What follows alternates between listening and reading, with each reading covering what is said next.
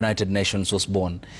And what followed were events. By the time Kenya had gained independence, Mashirima, and to our viewers, Odinga was a teenager. He was 18. And yes, okay. So kuna shughuli hapo inayoendelea, inaonekana ni shughuli ya wazee wa Luo. Hebu tusikize.